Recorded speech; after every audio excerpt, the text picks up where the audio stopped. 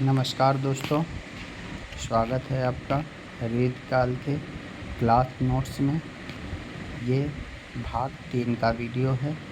कृपया भाग 1, भाग 2 के लिए हमारा चैनल सब्सक्राइब करें।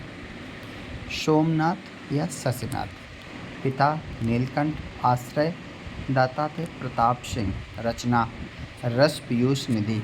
यह रचना प्रताप शाह के आश्रय में लिखी गई थी। यह सर्वांग निरूपक ग्रंथ है। दोस्तों, जब सर्वांग निरूपक ग्रंथ के रूप में अगर बात की जाए तो उसमें ये आता है कि अलंकार, रस और छंद तीनों के बारे में बात की जा रही है। अगला प्रश्न है, अगली रचना है श्रृंगार विलास, कृष्ण लीलावती, सुजान विलास, माधव विनोद, पंचाध्यायी। इसमें पंचाध्याय लिखे हैं, इसमें आप इसको करेक्शन कर लीजिएगा, पंचाध्यायी है। इसमें कृष्ण चरित्र और रासलीला का वर्णन है। अगले कवि हैं रसनिधि। वास्तविक नाम था इनका पृथ्वी सिंह। जन्म हुआ था 1603 और ये दतिया बरौनी के जमींदार थे। दतिया मध्य प्रदेश में पड़ता है। इनकी रचना थी रतन हजारा और रसनिधि सतसई। यह रचनित सतसई बिहारी की सतसई के क्रम में लिखी गई थी। और दूसरी थी विष्णुपद कीर्तन, कवित्त, बारामासा, रसनिधि सागर, अरिल और हिल्लोला। हिलोला है, हिल्लोला है, और कहीं कहीं इसका नाम हिंडोला भी पढ़ा जाता है। तो दोनों के नाम से अगर आए तो आप तुरंत आप किस पर टिक लगाएंगे दोस्तों? आपको बिना सोचे समझे टिक लगाना है रस निधि पर। ठीक है, फिर से पुनः रिवीजन करते हैं। सोमनिधि, रस पीयूष निधि, सोमनाथ, रस पीयूष निधि, श्रृंगार विलास, कृष्ण लीलावती, सुजान विलास, माधव विनोद और पंचाध्यायी। पृथ्वी सिंह ने लिखा था रसनिधि। इनका वास्तविक नाम था पृथ्वी सिंह और इन्होंने लिखा था रतन हजारा या रसनिधि सतसई। विष्णुपद कीर्तन, अरिल, कवित्त, हिलोला, बारामासा, रसनिधि सागर। इसके बाद कवि वृंद, बहुत इम्पोर्टेंट कवि हैं वृंद। इनका पूरा नाम था वृंदावन। जन्म था इनका 1643 से 1723 ईस्वी। जन्म स्थान जोधपुर। पिता श्री रूप। इनकी प्रसिद्धि का कारण था सतसई परंपरा की रचना करना। यमक सतसई या वृंद सतसई। दूसरी रचना है बारामासा, नयन पचीसी, भाव पंचाशिका, श्रृंगार शिक्षा, पवन पचीसी। शुक्ल जी के अनुसार वृंद सतसई में 700 नीत के दोहे लिखे हैं और वृंद को सूक्तिकार के रूप में भी जाना जाता है। अगले कवि हैं रसिक गोविंद। समय है इनका 743 से 1838। स्थान राजस्थान। ये निम्बार्क संप्रदाय में दीक्षित थे और वृंदावन में रहते थे। रचना रामायण सूचिका, कलयुग रासो, अष्टादेश भाषा, युगल रस माधुरी, रसिक गोविंद घनानंद, पदावली, समय प्रबंध और पिंगल। दोस्तों, आप इनको एक स्क्रीनशॉट के रूप में ले सकते हैं जिससे आपको याद करने में आसानी रहेगी। और ये एक एक ग्रंथ पूछा जाता है, लेकिन इसमें इम्पोर्टेंट है रामायण सूचालिका और रसिक गोविंद घनानंद। प्रताप शाही। समय दोस्तों था इनका 1823 से 1843। ये बुंदेलखंड के निवासी थे। ये रत्नसेन बंदीजन के पुत्र थे। छत्रसाल के आश्रय में रहते थे। इन्होंने जसवंत सिंह के लिए भाषा भूषण लिखा और जसवंत सिंह के भाषा भूषण और मतीराम के सतसई और बिहारी के सतसई पर टीका लिखी। इन्होंने अन्य रचनाएं इनकी कौन कौन सी हैं? जयसिंह प्रकाश, श्रृंगार मंजरी, व्यंग्यार्थ कौमुदी, श्रृंगार शिरोमणि, अलंकार चिंतामणि, जुगल भरण, रस चंद्रिका, अलंकार चिंतामणि और रसराज की टीका। अमीर दास, ये बहुत इम्पोर्टेंट कवि नहीं है लेकिन इनकी रचनाएं हम पढ़ लेते हैं। जन्म 1833, पंजाब का वैष्णव उदासी संप्रदाय के थे। सभा मंडल और ब्रज विलास इनकी 2 इम्पॉर्टेंट रचनाएं हैं। सतसई, कृष्ण साहित्य, वैद्य कल्पतम, अमीर प्रकाश, शेर सिंह प्रकाश और दूषण उल्लास, ये इनकी अन्य रचनाएं हैं। ग्वाल कवि, जन्म 1791, मृत्यु 1868। पिता सेवा राय ब्रह्म भट्ट, स्थान वृंदावन। रचना रसिकानंद, कवि दर्पण, बालवीर विनोद, साहित्यानंद, गोपी पच्चीसी, हमेरहट, विजय विनोद, उपासक, कवि हृदय विनोद, यमुना लहरी। कालिदास त्रिवेदी, ये औरंगजेब के आश्रित थे। इनके पुत्र का नाम उदयनाथ और इनके पौत्र का नाम दूल्ह है। ये इंपॉर्टेंट कवि हैं दूल्ह, आगे आपको पढ़ने को मिलेंगे। शुक्ल जी ने इन्हें अभ्यस्त और निपुण कवि कहा है। इनकी रचनाएं थी बार बंधु विनोद, ये नायिका भेद का ग्रंथ है। इसके बाद तुलसीदास हजारा, इसके बाद कालिदास हजारा, तुलसीदास हजारा नहीं, कालिदास हजारा, दिमाग थोड़ा सा माफ करिएगा दोस्तों। कालिदास हजारा, जंजीरा बंद, राधा माधव बुद्ध मिलन विनोद। इसके बाद उदयनाथ कवींद्र, ये कालिदास त्रिवेदी के पुत्र माने जाते हैं। रस चंद्रोदय और विनोद पंद्रिका। दूल्ह है, ये कालिदास के पौत्र और कवींद्र के पुत्र, और इनके बारे में कहा जाता और बराती सकल कवि दूल्हे दूल्हे राय। इनकी रचना था कविकुल कंठाभरण, ये अलंकार ग्रंथ है। इसमें 115 अलंकारों का वर्णन किया गया है दोस्तों। अगला भिखारी दास, इनकी पंक्ति देखते हैं। इनका जन्म 1730 ईस्वी के आसपास। ये मेवाड़ा प्रतापगढ़ के कायस्थ परिवार में हुआ था। ये प्रतापगढ़ के राजा हिंदूपत सिंह के दरबार में थे। काव्यांगों के निरूपण में दास जी को सर्वप्रथम स्थान दिया गया है। इनका मुख्य वर्ण विषय क्या है? श्रृंगार रस है। ये प्रश्न पूछा जाता है कि भिखारी दास जी का प्रिय रस कौन सा है? तो श्रृंगार रस। दोस्तों, इनके 9 ग्रंथ मिलते हैं। पहला रसारांश, इसमें नायक नायिका भेद का वर्णन है। इसमें नाई, धोबी, कुम्हारिन, चमारिन सब प्रकार के नायकों का वर्णन करते हैं। काव्य निर्णय, देखिए दोस्तों, जिस प्रकार देव की प्रमुख रचनाओं में पचीसी या विलास है, इसी प्रकार से भिखारी दास जी की प्रमुख रचनाओं में निर्णय का ही यूज होता है। तो काव्य निर्णय, श्रृंगार निर्णय, छंदारणो, पिंगल, ये उनकी प्रमुख रचनाएं हैं। तो देखते हैं 1750 में रस विवेचन ग्रंथ है। छंदारणो पिंगल, ध्यान रखिएगा, ये नाम से ही पता चलता है दोस्तों। ये 1742 में लिखा हुआ छंद पर आधारित है। शब्द नाम प्रकाश, ये भी बहुत अच्छी शब्द नाम कोश, ये अच्छी रचना है।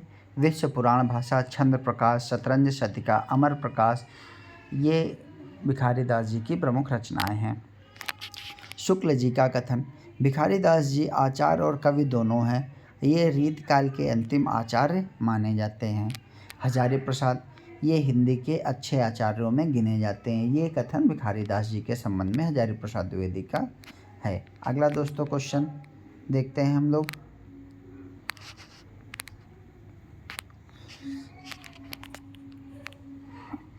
रीति सिद्ध काव्य परंपरा, जिन कवियों ने रीति ग्रंथ न लिखकर सिर्फ उदाहरण ग्रंथ लिखे हैं, ये रीति सिद्ध काव्य कहलाए हैं। इनमें प्रमुख कवि आते हैं बिहारी दास जी। जन्म हुआ था 1595, मृत्यु 1663। जन्म स्थान ग्वालियर के बसुआ गोविंदपुर। पिता केशव राय, आश्रय सवाई राजा जयसिंह, ये निम्बार्क संप्रदाय के नरहरि दास के शिष्य थे। जन्म ग्वालियर जानिए खंड बुंदेले बाल, तरुणाई आई सुगर, मथुरा बस ससुराल। इनका जन्म तो ग्वालियर हुआ, लेकिन ये ससुराल में रहने लगे थे। बिहारी दास जी के काव्य गुरु केशवदास और आध्यात्मिक गुरु वल्लभाचार्य थे। बिहारी सतसई 1662 ईस्वी में लिखी गई, इसके कारण बिहारी प्रसिद्ध है। इनमें 719 दोहे, लेकिन दोस्तों कहीं कहीं 713 दोहों का भी वर्णन मिलता है। तो 713 अथवा 719, लेकिन अगर दोनों ऑप्शन में हो तो आप 713 को ही आयोग सही मान चुका है। जगन्नाथ दास रत्नाकर ने 713 दोहे माने हैं। इनकी भाषा ब्रज है और इसमें 6 सोरठा है और बाकी दोहा हैं। इसमें श्रृंगार और भक्ति दोनों रस मिलता है। यह मुक्तक काव्य परंपरा है। मुक्तक काव्य क्या होते हैं? जिस काव्य में किसी पंक्ति में पहले और बाद वाली पंक्ति में कोई संबंध ना हो, वह पंक्ति अपने आप में पूर्ण और स्वतंत्र हो, तो वह क्या कहलाती है? मुक्तक रचना कहलाती है। यानी एक पद खाली एक ही वर्ण विषय में हो, अगले पद से नवीन विषय अगर चालू हो जाए तो वो मुक्तक काव्य कहलाता है। शुक्ल जी के अनुसार इन्होंने क्या कहा? मुक्तक काव्य को कहा था, यदि प्रबंध काव्य विस्तृत वन स्थली है तो मुक्तक चुना हुआ गुलदस्ता। इसके विरोध ने बच्चन सिंह का कथन है, यदि दोहे को गुलदस्ता और प्रबंध काव्य को वन स्थली कहा जाए तो आज सारी दुनिया में गुलदस्ते ही गुलदस्ते दिखाई देंगे। दोनों का महत्व है, ना कोई छोटा ना कोई बड़ा। दोस्तों, ये बच्चन सिंह का कथन पूछा जा चुका है। मुक्तकों की तुलना प्रबंधों से नहीं की जानी चाहिए। यदि तुलना करनी ही है तो दोहे की परंपरा में बिहारी के दोहे को रखना अधिक संगत है। दोहों का ऐसा जटिल विन्यास ना तो तुलसी के दोहावली में है, ना ही मतीराम की सतसई में है। तुलसी की दोहे भक्ति और नीति परक हैं और मतीराम की तक बिहारी की छाप है। रहीम के दोहों में नीति कथन अधिक है, किंतु इन लोगों ने दोहों पर कवियों की दृष्टि कथ्य पर अधिक होती है। ये आपका दोहों और उनके विषय में डॉक्टर बच्चन सिंह के विचार थे। जॉर्ज ग्रियर्सन, ध्यान रखिएगा, जॉर्ज ग्रियर्सन जी ने क्या कहा? यदि भारतीय काव्यानंद का सम्यक रूप में यदि प्रस्फुटन हुआ है तो मुक्तक काव्य के रूप में ही हुआ है। अब मुक्तक काव्य परंपरा, चलिए देखते हैं। लेखक और रचना। हाल कवि की रचना है गाथा सप्तशती और इनकी भाषा है प्राकृत। अमरुक कवि ने अमरुक शतक लिखा था, भाषा संस्कृत। गोवर्धन कवि ने आर्या सप्तशती और सर्वाधिक प्रभाव बिहारी सतसई पर पड़ा। ये क्वेश्चन पूछा जा चुका है, बिहारी सतसई किसके प्रभाव में लिखी गई? तो दोस्तों, आर्या सप्तशती। और इनके लेखक कौन थे? गोवर्धन कवि। जयदेव ने गीत गोविंद लिखा, भाषा इनकी संस्कृत है। विद्यापति पदावली, भाषा मैथिली। तुलसीदास सूरसागर, भाषा ब्रज। तुलसीदास तुलसी सतसई, भाषा ब्रज। रहीम सतसई। वृंद यमक सतसई, अलंकार सतसई, वृंद विनोद सतसई। बिहारी प्रसिद्ध रचना बिहारी। मतीराम सतसई। रसनिध रतन हजारा। अभी आपने पढ़ा राम सतसई। विक्रम सतसई। भूपत सतसई। जगन्नाथ दास रत्नाकर उद्धव शतक, बहुत प्रसिद्ध रचना है दोस्तों, उद्धव शतक। वियोगी हरि वीर सतसई। अमीरदास ब्रजराज विलास सतसई। अमृतलाल अमृत सतसई। अयोध्या सिंह उपाध्याय हरिऔध सतसई। सूर्यमल मिश्र वीर सतसई। यह रतन हजारा का संक्षिप्त रूप है।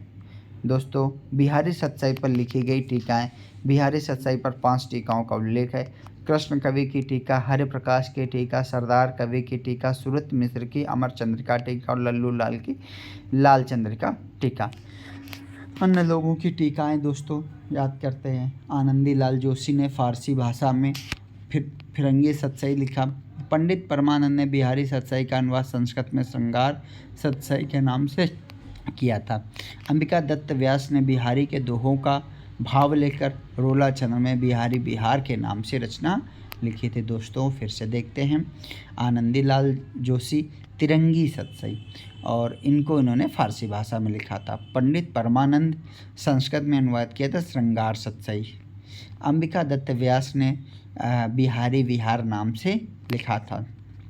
दोस्तों, आगे पढ़ते हैं। बलदेव उपाध्याय का कवि हाल की गाथा सप्तशती के, गोवर्धन के आर्या सप्तशती और बिहारी दोहा के बादशाह हैं। तो हाल गाथा के, गोवर्धन आर्या और बिहारी दास जी दोहा के बादशाह हैं। ये कथन किसका है? बलदेव उपाध्याय। बच्चन सिंह का बिहारी दास के संबंध में कथन है, वे संयोग के कवि हैं, वियोग के नहीं। बिहारी अकेले ऐसे कवि हैं जिन्होंने ग्रामीण संस्कृति के विरुद्ध घृणा की अभिव्यक्ति की है। फिर से दोस्तों सुनिएगा, बच्चन सिंह का कथन बिहारी दास जी के संबंध में, वे संयोग के कवि हैं, वियोग के नहीं। बिहारी ऐसे अकेले कवि हैं जिन्होंने ग्रामीण संस्कृति के विरुद्ध घृणा की अभिव्यक्ति की है। अगला दोस्तों शुक्ल जी। शुक्ल जी कहते हैं रस ग्रंथों में जितना मान बिहारी सत्साई का हुआ है उतना किसी का नहीं। उनका एक एक दोहा हिंदी साहित्य एक एक रत्न माना जाता है। अगला देखिए, जिस कवि में कवि कल्पना की समाहार शक्ति के साथ साथ भाव की समाहार शक्ति अधिक होगी वह उतनी ही वह मुक्तक रचना करने में सफल होगा।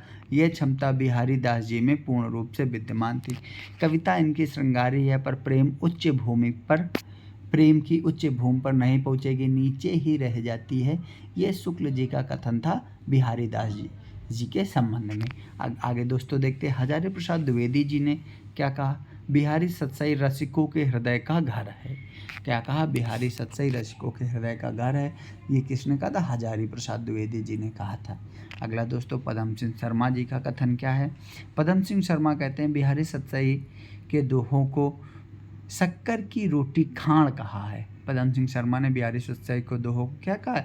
शक्कर की रोटी। लाला भगवान दीन ने बिहारी को हिंदी साहित्य का चौथा रत्न, राधा कृष्णदास ने बिहारी सत्साई को कविता भाषा की टकसाल कहा है। दोस्तों एक एक कथन को हम कॉपी में नोट कर लेंगे और इनको व्यक्तिगत रूप से कम 5-6 बार याद करेंगे या वीडियो को 2K की स्पीड में लगा के या 1.5K की स्पीड में लगा के 2-4 बार सुनेंगे तो हमको ये सारे कथन याद हो जाएंगे। दोस्तों पहला और प्रभावकारी कारक ये होगा कि आप लिख कर याद करें। अगला क्वेश्चन आता है बिहारी सत्साई का संकलन जगन्नाथ दास रत्नाकर जी ने किया था। इन्होंने 713 दोहा माना और डॉक्टर नगेंद्र ने 719 दोहे माने हैं। अगला रीति मुक्त काव्य परंपरा। जिन कवियों ने काव्य के लक्षण और उदाहरण न लिखकर केवल स्वयं की अनुभूतियों का विषय बताया है वे रीति मुक्त कवि कहलाए हैं। इसमें घनानंद, आलम, बोधा, ठाकुर आदि कवि आते हैं। दोस्तों घनानंद कवि क्या कहला, इनका जन्म 1689 ईस्वी में और इनकी मृत्यु हुई थी 1739।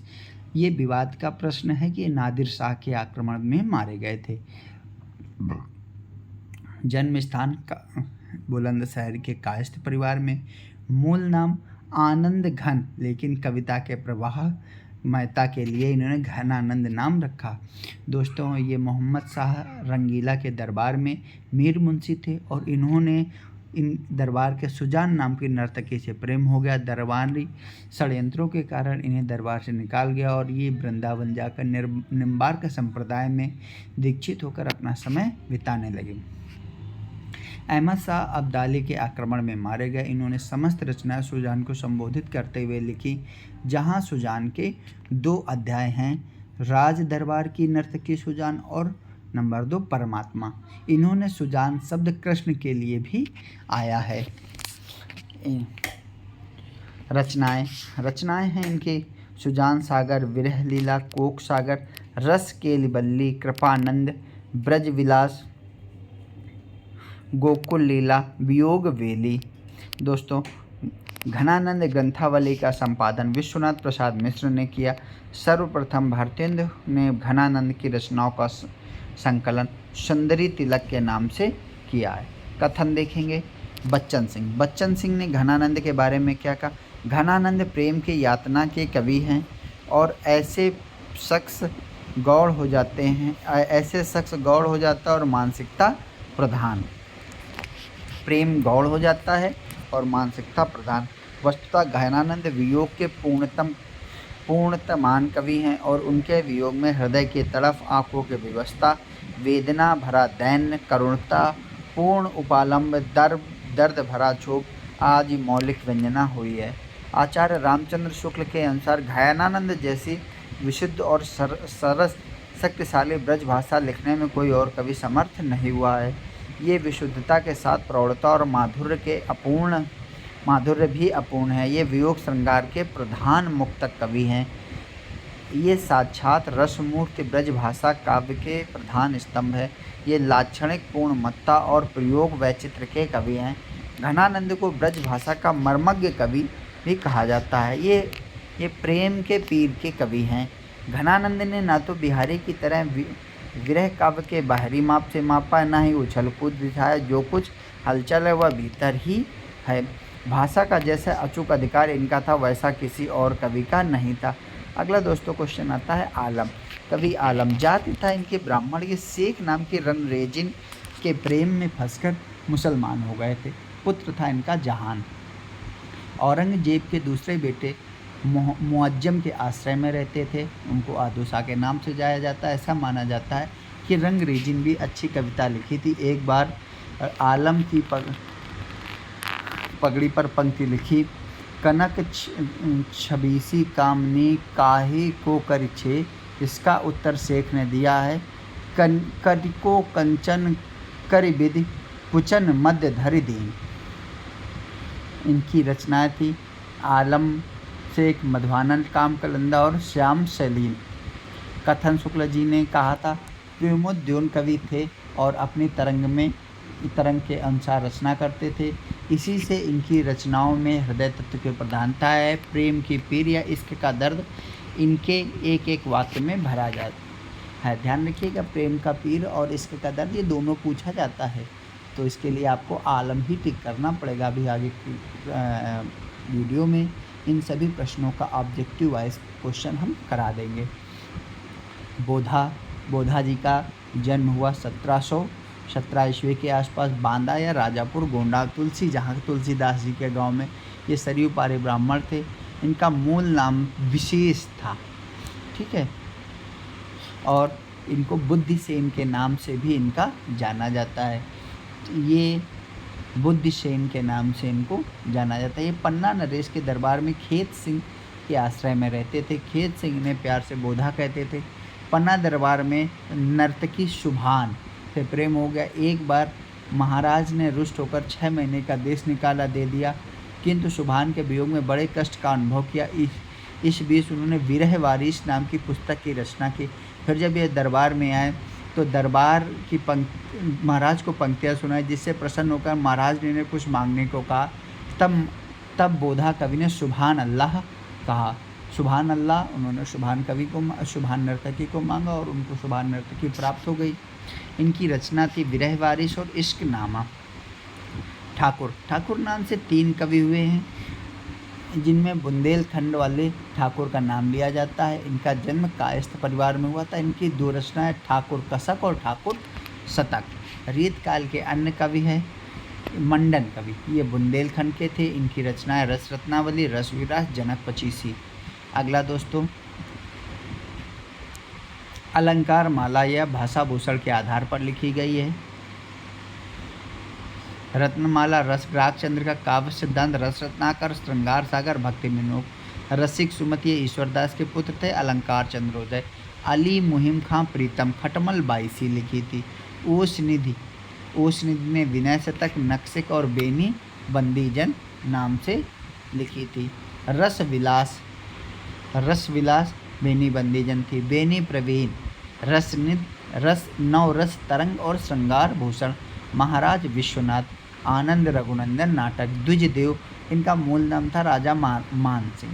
ये अयोध्या के महाराज थे और प्रेम का अच्छा वर्णन करते थे। रीतिबद्ध और रीत मुक्त की कड़ी माने जाते। इन्होंने श्रृंगार 32 श्रृंगार लतिका नाम की रचनाएं लिखी। गिरधर दास, ये भारतेंद्र हरिश्चंद्र के पिता थे। ब्रज भाषा के प्रौढ़ कवि थे। मूल नाम था गोपाल चंद्र। इन्होंने लिखा था जरासंध महाकाव्य, भारतीय भूषण।